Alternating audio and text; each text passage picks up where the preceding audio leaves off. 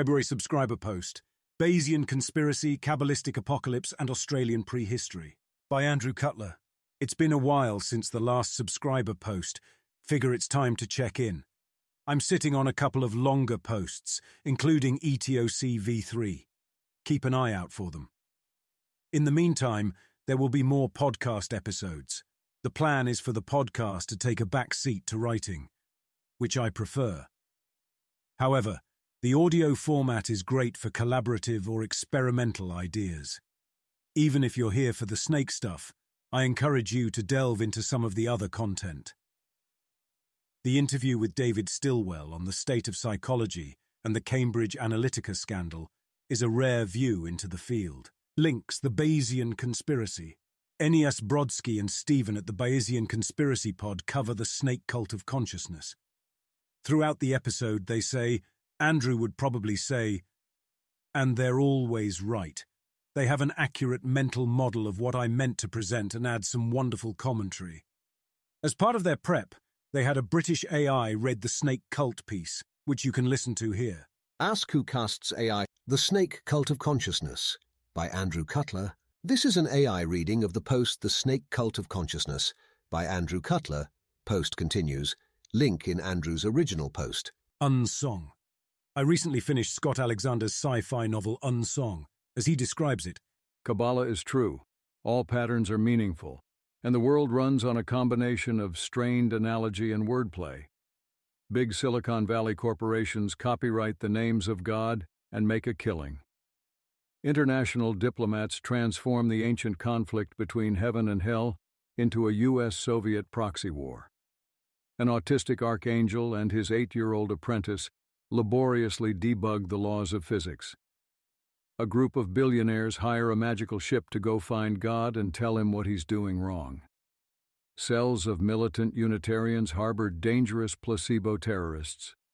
And amateur Kabbalist Aaron Smith Teller, distant relative of nuclear physicist Edward Teller, not ushering in the apocalypse is not really a family strongpoint, discovers a legendary name of God and hatches a plan to usher in the Messianic age from his home computer, which goes exactly as well as you would expect. It's laugh-out-loud funny, and in the end, he does give an answer to the problem of evil. Not really a spoiler. Readers of this blog are primed for thought experiments about esoteric Judaism being true, so I think they'll enjoy it. Unsong had me wondering why Scott knew so much about Kabbalah, and I ran into this piece that answers that and much more. Superb Owl, The Mysticism of Scott Alexander. In a recent post, What is Mysticism? A working definition for skeptics, I tried to reconcile mysticism with rationalism. What better way to follow up than to look at the mystical influences of popular contemporary rationalist Scott Alexander? Scott is a practicing psychiatrist who writes... Post continues, link in Andrew's original post. The problems of Australia's deep past. I'm often critical of anthropologists in an offhand way. To be legible, my main criticism is quite boring. Anthropologists have given up grand theories. Broadly, science has been bureaucratized, and funding is usually awarded to projects that show marginal gains on a narrow topic.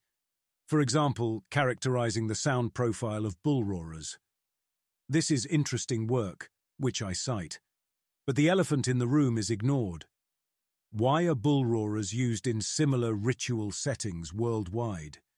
You need a grand theory to answer this, and those have fallen out of favor. In the case of bull roarers, the simplest explanation, diffusion, has also fallen out of favor, and not just for being a grand theory. In chemistry, molecules diffuse from higher to lower concentrations. Likewise, ideas such as a ritual instrument diffuse from more to less complex cultures. Identifying a culture as less complex is extremely unpopular in anthropology. Which brings me to my second criticism of the field, that it tends to be swept up by ideologies that warp the facts on the ground beyond recognition. This is a problem for any scientific endeavor. Is computer science ideological? Sure. It's a value judgment on whether to prefer an algorithm based on theoretical proofs or empirical results. Or take the more obvious example of the disparate impact of algorithmic decisions. For fundamental reasons, it's harder for a computer vision system to detect white people in the snow and black people at night. Given that, how should we design self-driving cars? The answer requires values that come from ideology. Anthropologists give popular ideologies too much leeway to distort the truth.